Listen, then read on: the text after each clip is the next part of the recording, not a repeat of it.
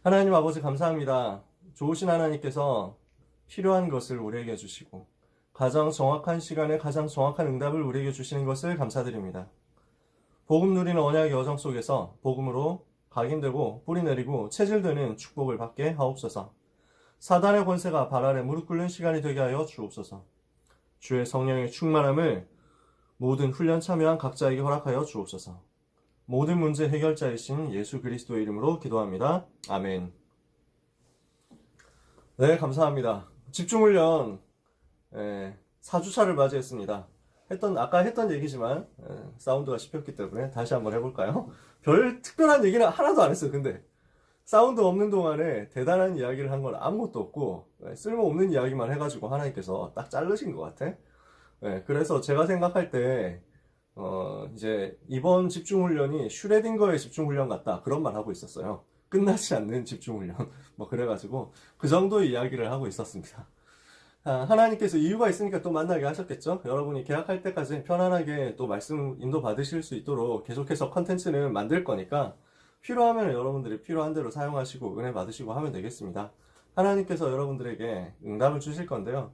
우리가 3주 동안 많이 이제 길게 했기 때문에 이번 주부터는 하루에 1시간씩만, 한 타임씩만 이렇게 하면서 말씀 기본적인 것들 중심으로 해가지고 확인하고 은혜 받고 여러분 개인적으로 기도하고 이렇게 하도록 시간을 만들려고 합니다. 그래서 이번 주 월화수목금, 다음 주 월화수목금 해가지고 2주 동안 10번 강의할 시간 있잖아요. 그 계획한 것이 그래서 신앙의 발판 10가지 해주셨으면 좋겠다. 이런 의견들이 있어가지고 그 내용을 가지고 진행하려고 합니다. 그래서 오늘 첫 번째가 하나님의 절대 주권이에요. 신앙 발판 10가지 중에 첫 번째죠. 하나님의 절대 주권. 역대상 29장 10절에서 14절이 본문인데요. 이 부분을 제가 잠깐 읽어드릴게요. 다윗이 온 회중 앞에서 여호와를 송축하여 이르되 우리 조상 이스라엘의 하나님 여호와여 주는 영원부터 영원까지 송축을 받으시옵소서. 여호와여 위대하심과 권능과 영광과 승리와 위엄이 다 주께 속하였사오니 천지에 있는 것이 다 주의 것이로소이다. 여호와여 주권도 주께 속하였사오니 주는 높으사 만물의 머리심이니이다. 부와 귀가 주께로 말미암고 또 주는 만물의 주제가 되사 손에 권세와 능력이 있사오니 모든 사람을 크게 하심과 강하게 하심이 주의 손에 있나이다. 우리 하나님이여 이제 우리가 주께 감사하오며 주의 영화로운 이름을 찬양하나이다. 나와 내 백성이 무엇이기에 이처럼 즐거운 마음으로 드릴 힘이 있었나이까. 모든 것이 주께로 말미암았사오니 우리가 주의 손에서 받은 것으로 주께 드렸을 뿐이니이다. 아멘. 하나님의 절대 주권을 가지고 설명하는 성경구절, 제일 대표적인 성경구절이 역대상 29장입니다.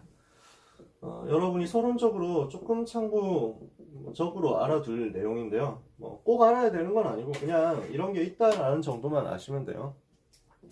조직신학이라는 학문이 있어요. 조직신학. 그래서 이 신학은 4대 신학 중에 하나입니다.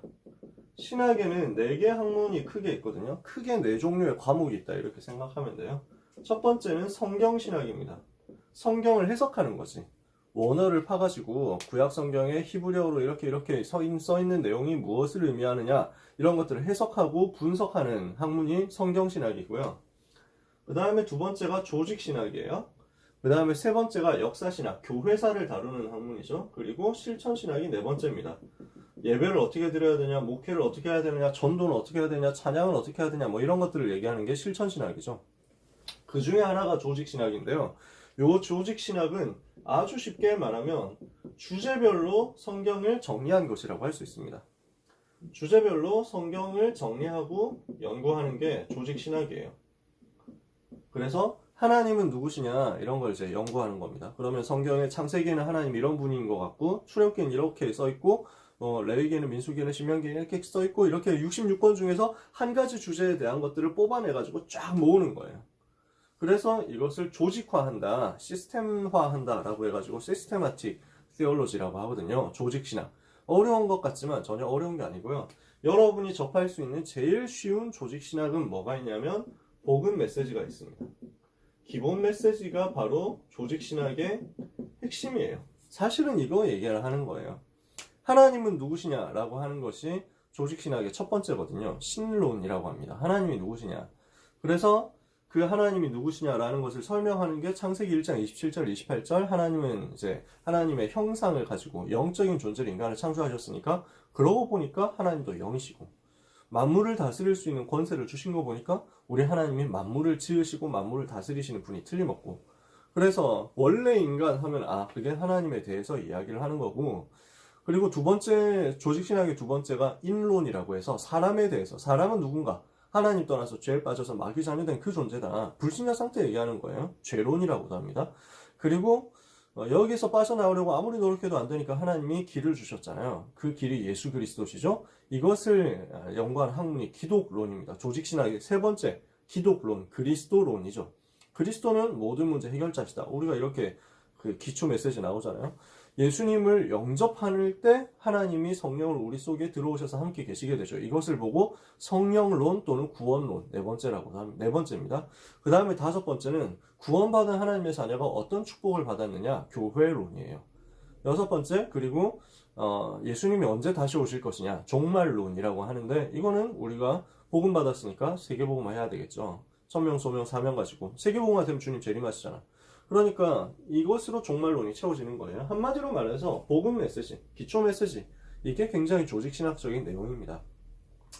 요 조직신학적인 내용을 우리가 복음 메시지로 듣고 있지만 이 신학적인 내용 전체를 가지고 우리 평신도, 일반 성도들한테도 설명을 해줘야 되겠는데, 왜냐하면 이게 신앙이 굉장히 기초적인 든든한 틀이 되거든요. 그런데 이 부분을 그냥 이제 신학적으로 신학교에서 하듯이 공부하면 노잼이잖아, 어떻게 보면. 물론 재밌게 할 수도 있는데 어려워요, 조금. 그다음 시간도 많이 걸리고. 이래서 신앙의 기초를 만들기 위해서 조직신학 중에 가장 필요한 부분만 떼어가지고 전도자의 삶으로 연결해서 정리한 것이 신앙 발판 10가지입니다. 신앙의 발판 10가지는 그래서 신학교에서 이야기하는 조직신학이라는 신앙의 기초가 되고 신앙의 뿌리가 되고 틀이 되는 이것을 가지고 설명한 내용이다. 이렇게 이해를 해주시면 돼요.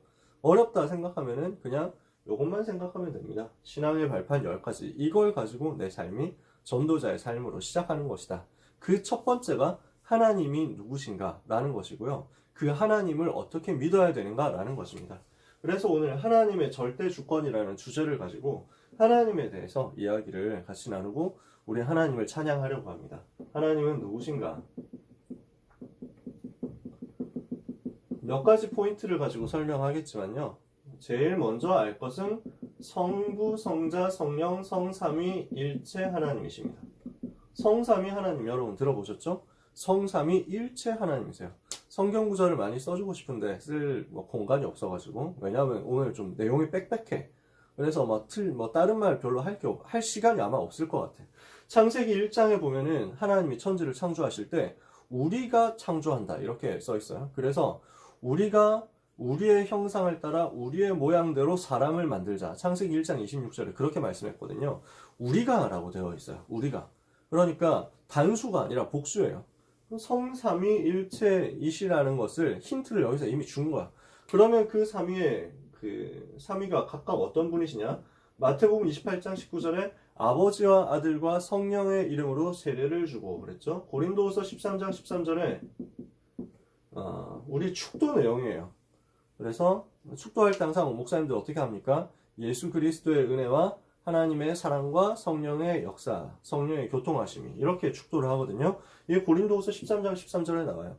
그래서 예수 그리스도, 아버지 하나님, 성령 하나님, 성부, 성자, 성령, 성삼위일체 하나님, 이렇게 얘기를 하는 겁니다. 그러면 삼위일체를 어떻게 설명할 수 있냐? 세 분이면서 한 분이세요. 세 위를 가지고 있으신데 한 분이세요. 이걸 어떻게 설명할 수 있냐? 설명은 못합니다. 성삼위일체에 대한 설명은 불가능합니다. 이 땅에는, 지구상에는, 우주와 자연 가운데는 삼위일체가 없어요. 삼위이면서 한 분이신 분은 없습니다. 그런 형태는 없습니다. 그런 내용은 없어요. 오직 하나님만이 이렇게 다스리고 계시고, 이렇게 존재하고 계시고, 이렇게 운행하고 계세요. 우리는 어떻게 하면 되냐? 그냥 믿는 거예요. 세 위이신데 한 분이시다. 이렇게 믿는 거야. 이것을 그냥 믿음으로 충분합니다. 그러면 우리는 성부, 성자, 성령 하나님을 어떻게 할 수 있냐? 이 세 분이, 이 세 위의 하나님이, 세 분이라고 하면 오해 소지가 되게 있다.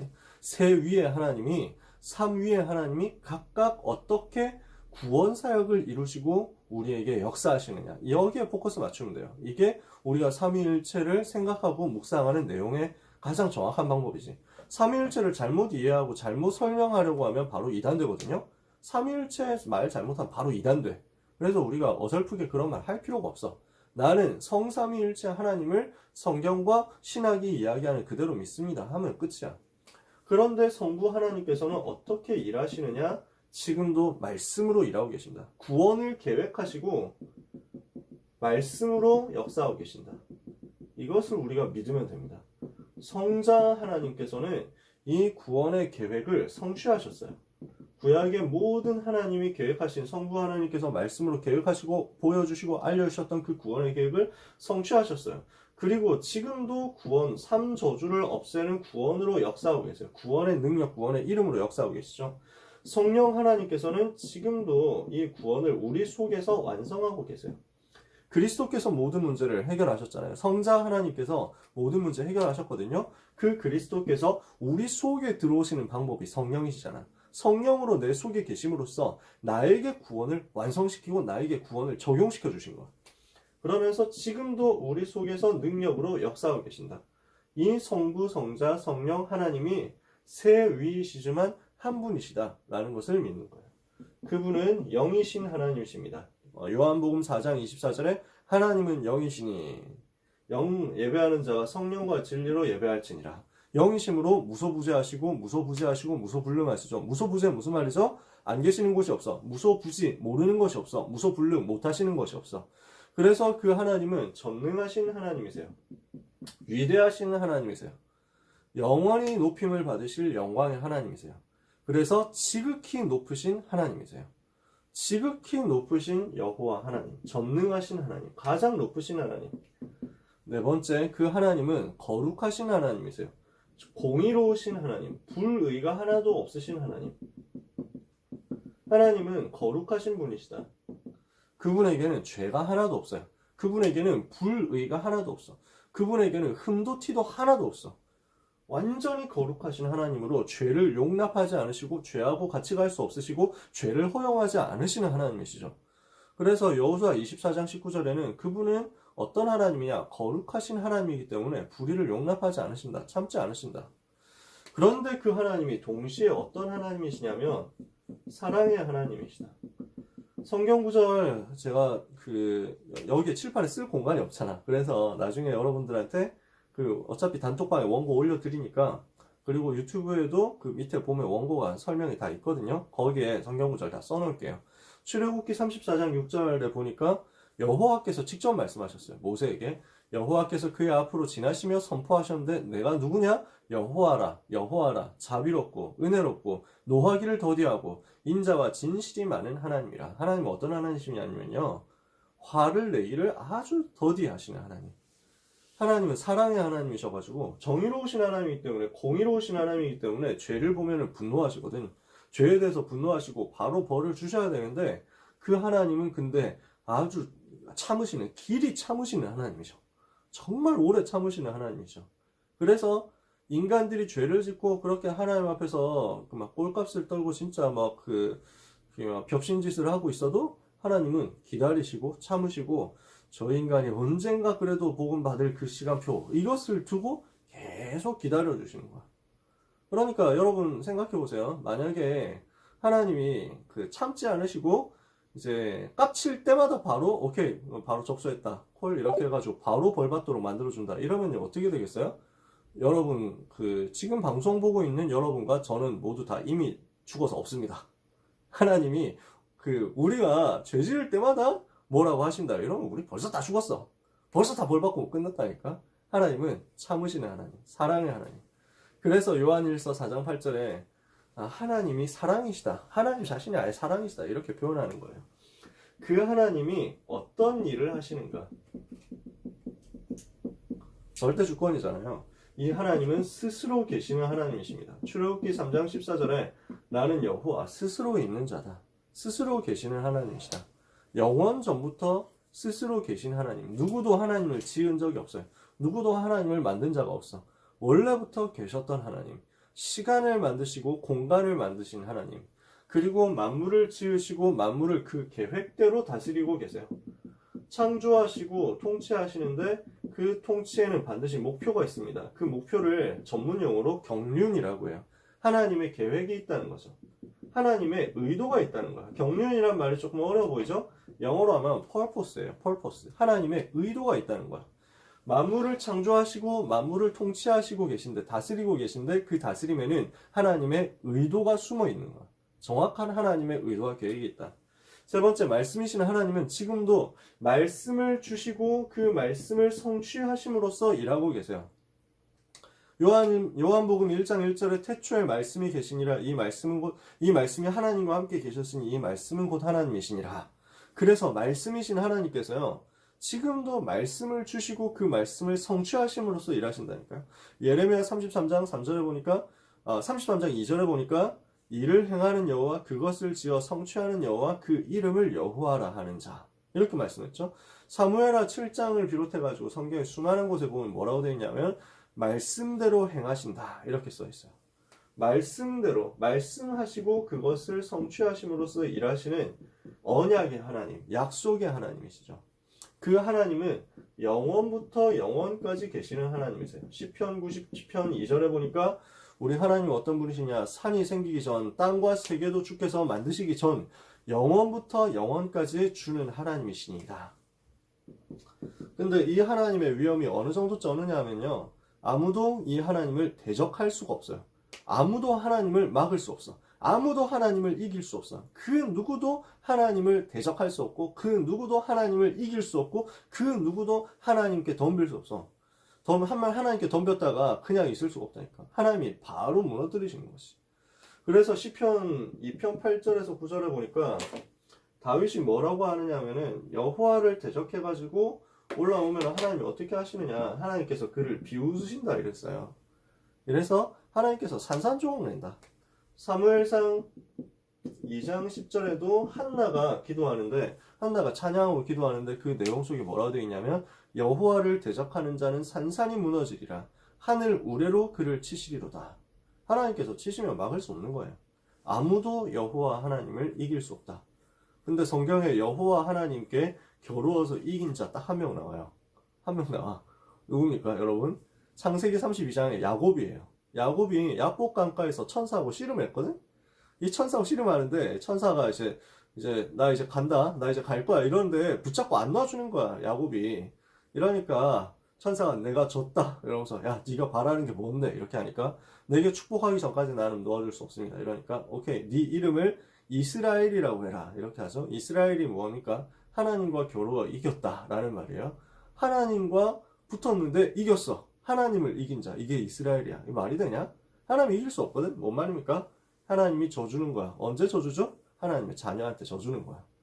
못 이긴 척 하면서 져주는 거야. 왜 여러분, 유 목사님이 손자하고 그 씨름한 얘기 하잖아요. 손자하고 레슬링하고 씨름하고 이래가지고 손자한테 어이쿠 하면서 막 져주면은 손자가 막 지가 잘난 줄 알고 한 판 더 해! 뭐 이래가지고 했다잖아. 그래가지고 얼마나 열심히 했는지 지금 유 목사님이 일부러 이제 안 넘어져 주니까 이제 막 무조건 이길 거라고 이래가지고 방구를 뽕 낄 정도로 막 열심을 냈더니, 이래가지고 유 목사님이 어이쿠 하면서 또 넘어져 줬대.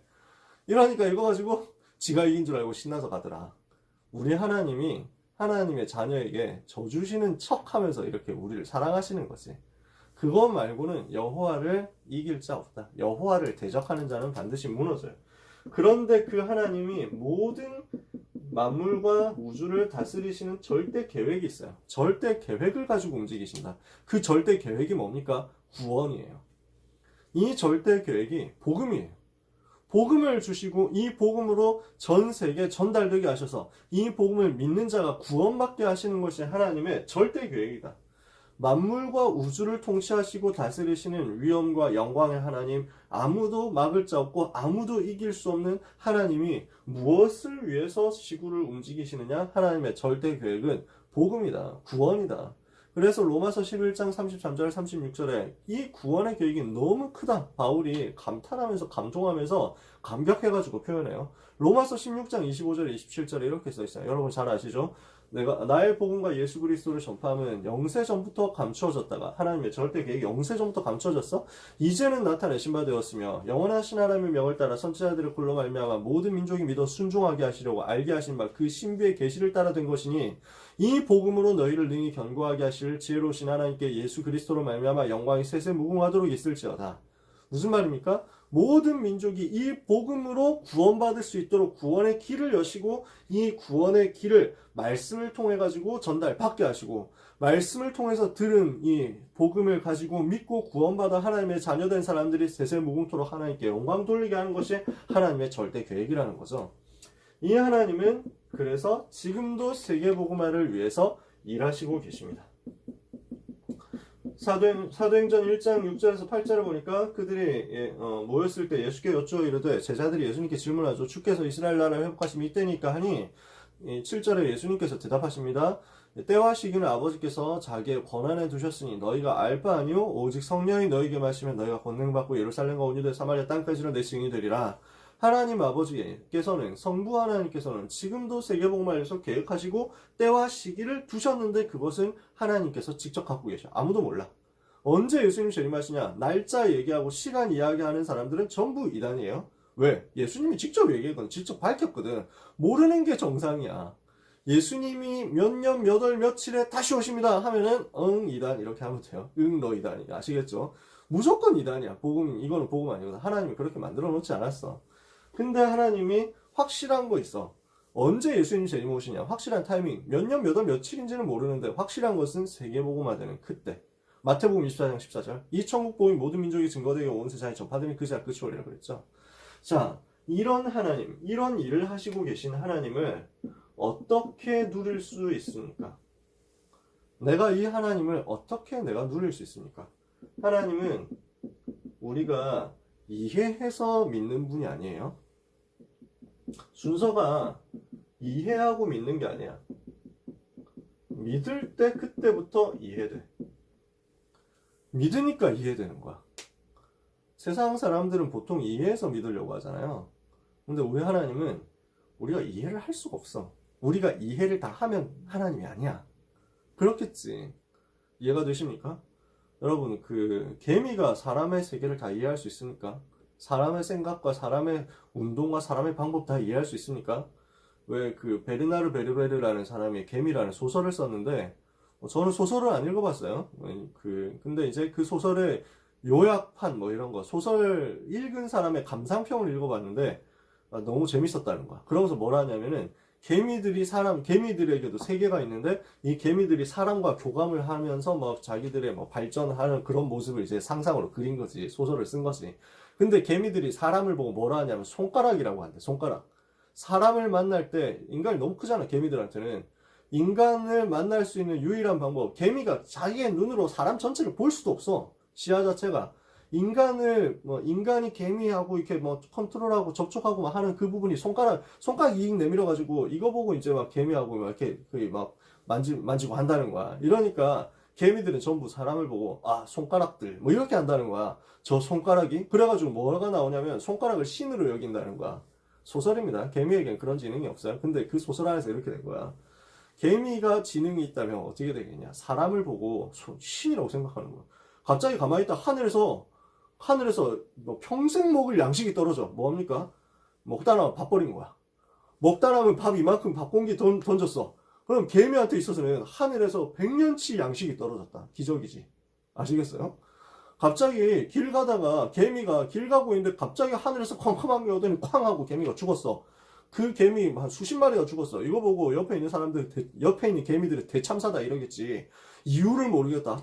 하늘에서 벼락이 떨어졌다 이런데 그냥 사람이 밟은 거야. 개미 입장에서는 근데 그게 아주 천벌이야. 이해가 되시나요? 개미는 사람을 이해할 수 없어요. 사람 세계도 이해 못해. 개미와 사람의 차이보다 우리와 하나님의 차이가 말도 안 되게 큽니다. 비교가 안 돼. 이해가 되시나요? 인간은 하나님을 이해할 수 없어요. 하나님이 우리에게 나는 이런 존재야 라고 알려주시는 만큼만 우리가 이해할 수 있을 뿐이지. 그럼 우리는 뭐 하는 것이냐? 하나님을 믿는 것입니다. 그럼 어떻게 해야 하나님을 믿을 수 있으며 어떻게 해야 하나님을 알 수 있습니까? 하나님을 만나야 돼요. 먼저 하나님을 만나야 하나님을 알 수 있어요. 하나님을 어떻게 알 수 있습니까? 하나님 만나고 하나님 자녀가 되어야 알 수 있는데 그 하나님 만나는 길이 뭡니까? 유일한 길이 예수 그리스도거든. 유일한 하나님 만나는 유일한 길이신 예수 그리스도를 알고 그를 믿고 영접할 때 하나님의 자녀가 됨으로써 비로소 우리가 하나님을 알 수 있는 길이 생기는 거예요. 하나님을 경험하고 하나님을 이해하고 하나님을 체험할 수 있는 길이 그때부터 생기는 거야. 하나님의 자녀가 안 되면 하나님을 알 수도 없고 하나님을 더더군다나 누릴 수가 없지. 안 되는 거야. 물론 하나님은 자비로우신 하나님이시기 때문에 불신자에게도 일반 은총을 주세요. 불신자에게도. 그러니까 불신자에게 주어지는 일반 은총이 뭡니까? 지금 대표적인 일반 은총이 하나님이 공기를 주시고 산소를 주시고 물을 주시고 사람이 만들었습니까? 다 하나님 주신 거지. 이렇게 해서 살아갈 수 있도록 해주시는 거야. 인간이 사실은 제정신이면 이것만 보고도 하나님을 알고 하나님을 믿어야 돼. 그런데 인간이 제정신이 아니거든요. 하나님 떠난 인간은 제정신이 아니야. 하나님 떠난 인간은 완전히 맛이 갔어. 그걸 보고 전적 부패라고 합니다. 칼빈이 이야기한 신학의 제일 기본, 제일 시작, 5대 교리의 제일 시작. 인간은 전적으로 부패했고 전적으로 망했기 때문에 아무 가능성이 없다. 인간은 노답충 그 자체. 이게 전적 부패야. 그렇게 되어 있거든. 그래서 인간은 스스로 하나님을 이해할 수 없고 스스로 하나님 절대로 만날 수 없어. 하나님을 알고 하나님을 이해하고 하나님을 만나는 유일한 길은 예수 그리스도를 알고 믿고 영접함으로써 하나님의 자녀가 될 때. 그러면 이 하나님의 자녀가 이때부터 예배하고 경배함으로써 하나님을 만나게 되죠. 이 하나님의 자녀가 기도할 때 응답을 하나님이 주시잖아요. 이것을 통해서 와, 우리 하나님 진짜 좋으신 하나님이다 하고 알게 되는 거야. 예수 이름으로 기도할 때 하나님은 응답을 주시는데 이것을 통해서 우리가 무엇을 알게 되느냐? 우리 하나님이 지금도 이렇게 역사하고 계시는구나 알게 되는 거예요. 여러분이 믿음이 좋다 이러면 참 좋은 게 뭐냐면은 예를 들어서 뭐 응답이 오기 전에 이미 다 믿어져. 하나님이 믿어져. 이런 친구들도 있더라. 나는 하나님이 너무 잘 믿어져요. 그냥 들으니까 바로 믿어지던데요. 뭐 이런 친구도 있어. 그건 진짜 하나님 은혜야. 저는 의심이 많이 생기더라고. 안 믿어지는 거야. 믿고 싶은데 잘 안 믿어져. 근데 그 예수님 영접은 했거든. 해야 될 것 같으니까 당연히 해야 될 것 같으니까 영접은 했는데 안 계시면 어떡하지? 하나님 안 계시면 어떡하지? 뭐 이러면서 계속 고민이 되는 거야. 그렇게 고민하면서 이제 막 이렇게 뭐랄까 바보같이 방황하고 있을 그때 하나님은 멍청한 새끼 하면서 기도 응답을 계속 주시는 거야. 내가 이래도 없는 것 같니? 이러면서 하나님이 이래가지고 막 그 맞방을 한 대 쥐어박는 것처럼 기도 응답을 나한테 막 띵 하고 내가 주시는데 내가 진짜 막 완전 충격받는 거지. 와, 하나님이 이런 하나님이시구나. 하나님 너무 좋으신 하나님이구나. 이래놓고 한 몇 달 있다 또 보면은 하나님 계시나? 뭐 이러면서 또 뭐 이러거든? 이러니까 이 새끼 또 의심하네 이러면서 얘따 받아라 이러면서 또 예수 이름으로 기도 응답을 주시는 거야. 이렇게 나한테 계속 쌓이니까 어느 순간 되니까 이제는 안 미끄러지더라고. 하나님은 진짜 살아계시다. 그 하나님이 정말 좋으신 하나님이시다. 이 하나님의 자녀가 됐구나 내가. 너무 좋다. 이렇게 되는 거지. 예수 이름을 증거할 때 전도하는 자에게 하나님은 권능을 주사 증거를 가지게 하심으로 하나님 스스로를 나타내세요. 그래서 우리가 전도할 때 하나님을 체험할 수 있어. 이 응답을 여러분이 다 받게 되시기를 축복합니다. 자, 결론 말씀드릴게요. 사랑하는 모든 렘넌트 또 전도자 여러분, 하나님을 체험하시길 바랍니다. 하나님의 절대 주권을 인정하고 신뢰해야 돼요. 다른 말로 하면 불신앙하지 말라는 거야. 불신앙을 하면 할수록 손해보거든? 그럼 불신앙이 뭡니까? 염려하는 게 불신앙이야. 하나님을 안 믿는 거야. 걱정하는 게 불신앙이야. 하나님 안 믿는 거지. 하나님 못 믿는 거지. 교만이 불신앙이야. 하나님 말고 지가 했다고 착각하니까. 그게 불신앙이지. 인본주의 쓰는 게 불신앙이야. 내가 수련회 기간이라고 하지만, 수련회가 있지만, 세계 렘넌트 대회 있지만, 렘넌트 데이가 있지만, 핵심이 있지만, 청소년 신학원이 있지만, 거기 다 가면 내가 공부 언제 해? 공부는 내가 해야 될 거 아니야? 라고 생각하는 그게 인본주의예요. 하나님께 맡겨버려. 너희 염려를 주께 맡겨버리라. 이는 그가 너희를 돌보심이라. 하나님께서 돌보시거든. 하나님을 신뢰하세요. 왜? 여러분이 하나님의 자녀가 맞다면 하나님은 항상 자녀에게 가장 좋은 것을 주시려고 하거든. 누가복음 11장 13절에 너희가 악할지라도 자식에게는 좋은 것을 주지 않느냐. 하물며 하나님께서 구하는 자에게 하나님의 자녀에게 성령을 주시지 않겠느냐. 로마서 8장 32절에 자기 아들을 아끼지 아니하시고 우리 모든 사람을 위하여 내어주시니가 어찌 그 아들과 함께 성령을 은사로 주시지 아니하시겠느냐. 로마서 8장 28절에 그래서 모든 것이 합력하여 선을 이루게 되거든요. 이게 하나님의 절대 주권이에요. 하나님의 절대 주권. 모든 것을 절대 계획을 가지고 움직이시고 그의 의도대로 다스리시는 하나님이, 말씀을 주시고 그 말씀대로 영원히 다스리시는 막을 수 없으신 하나님이 나에게 역사하신다. 이 주권을 믿는 거야. 나에게 가장 좋은 것을 주신다. 나한테 문제 온 것 같습니까? 아니다. 나에게 가장 좋은 것을 주신 거야. 그래서 어떻게 하십니까? 로마 8장 28절에 하나님을 사랑하는 자 곧 그의 뜻대로 부르심을 받은 자들에게는 모든 것이 합력하여 선을 이루느니라. 두 번째, 그래서 우리는 뭐 하면 되느냐? 하나님을 경외해라. 하나님을 경배해라. 사람 앞에서가 아니라 하나님 앞에서 하나님을 예배하세요. 여기에서 여러분에게 영적인 큰 힘이 생길 거예요. 이걸 제일 잘한 사람이 다윗. 하나님 앞에서 경배하고 예배하고 찬양하고 하나님을 바라보거든. 여기에 하나님이 능력으로 역사하신 거야. 하나님이 나에게 어떤 분이신지를 묵상하고 하나님을 체험하고 하나님을 고백하고 하나님을 표현했어요. 사랑하는 모든 고등부 랩런트 여러분, 좋으신 하나님을 누리시기를 바랍니다. 그 하나님을 믿고 체험하시기를 바랍니다. 그래서 그 하나님이 날마다 나에게 그 하나님이 좋으신 나의 하나님이심을 고백하세요. 좋으신 하나님이라는 사실, 나의 하나님이라는 사실을 고백하고 표현하세요. 이때 하나님은 능력으로 여러분에게 역사하실 것입니다. 그래서 이번 주간에 여러분은 홀로 하나님 앞에 서는 행복을 체험해 보세요. 저는 어제부터 지금까지 계속 행복해. 너무 행복해. 어제 그 사명자들 합방하면서 출애굽기 25장 22절 가지고 얘기했잖아요. 그러면서 날 만나라라는 찬양 여러분한테 소개했거든요. 그러면서 제가 몇 가지 찬양을 또 찾아가지고 계속 누리고 있어. 진짜 너무 감사해요. 구름 날개 사이에서 날 만나라. 구름 날개 사이에서 주 만나리, 주 찾으리. 이렇게 하는데 진짜 너무 감사해. 주께서 높은 보좌에 앉으셨는데 그 옷자락이 성전에 가득하도다. 거룩하다 거룩하다 만군의 여호와 그 영광이 온 땅에 충만하도다. 이거 찬양 다 있거든요. 저 진짜 계속 이 하나님을 묵상하는데 너무 감사하고 행복해. 그 하나님이, 그 위대하신 하나님, 거룩하신 하나님, 전능하신 하나님이 나와 지금 함께 계셔. 그 하나님이 나를 찾아오셨어.